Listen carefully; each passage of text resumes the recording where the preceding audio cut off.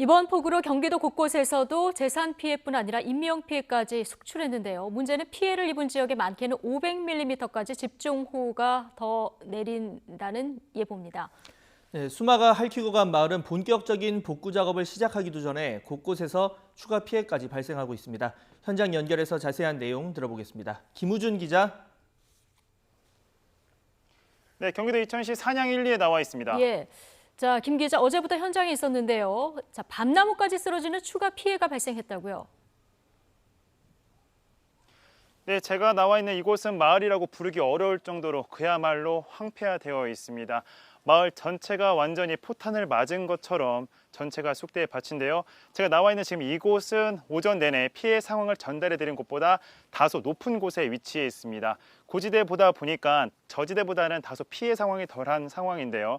침수된 물이 여기까지 올라오진 않았습니다. 하지만 침수된 물이 문제가 아닙니다. 제 뒤로 보이는 것처럼 밤나무가 쓰러진 건데요. 어제부터 계속해서 비가 내리면서 비의 무게를 이기지 못하고 거대한 밤나무가 쓰러진 겁니다. 문제는 이뿐만이 아닙니다. 그 밤나무 위에는 더 큰 밤나무들이 즐비해 있다는 건데요. 이 밤나무 아래는 바로 제 뒤로 보이는 것처럼 가정집이 위치해 있습니다. 만약에 쏟아지는 비 때문에 다시 거대한 나무들이 쓰러진다면 추가 인명 피해마저 우려되는 상황입니다. 2차 피해마저 우려되는 상황인데요.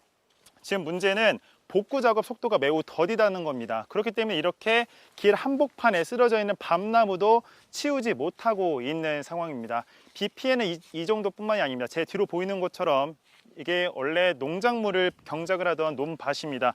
보시는 것처럼 논밭이 하나도 남아있지 않습니다. 완전히 물에 다 휩쓸려 내려간 건데요. 어제부터 이곳 이천은 시간당 30mm 넘는 강한 비가 쏟아졌습니다. 이렇게 세찬 비가 내리면서 말씀드린 대로 복구 작업은 더딜 수밖에 없는 상황입니다. 다행히 현재는 비가 소강 상태지만 문제는 잠시 뒤부터입니다. 제가 나와 있는 이곳 경기도 이천시는 오후부터 시간당 50mm의 강한 비가 또다시 예보되어 있는데요.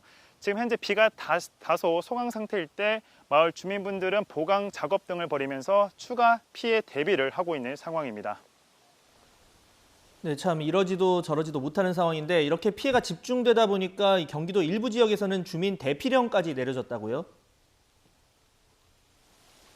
네, 경기도는 상황에 맞춰서 발빠르게 대응을 하고 있습니다. 경기도는 어젯밤 9시를 기준으로 산사태 피해가 예상되는 지점 인근 주민들에게 대피령을 내렸는데요. 경기도 내 16개 시군구입니다. 대피령이 내린 지역은 제가 나와 있는 이곳 이천시를 포함해서 용인시, 안성시, 여주시, 시흥시, 화성시, 평택시, 양주시, 포천시 등 총 16개 시군입니다. 경기도는 지역에 따라 앞으로도 최소 300mm, 최대 700mm 비가 올 것으로 보고 있는데요. 이렇게 계속 피해가 속출하고 추가 집중호우가 예보됨에 따라 경기도는 주말부터 재난대책본부 근무 체계를 9년 만에 비상 2단계에서 4단계로 격상시키며 대응 체계를 강화했습니다. 지금까지 경기도 이천시 산양 1, 2에서 YTN 김우준입니다.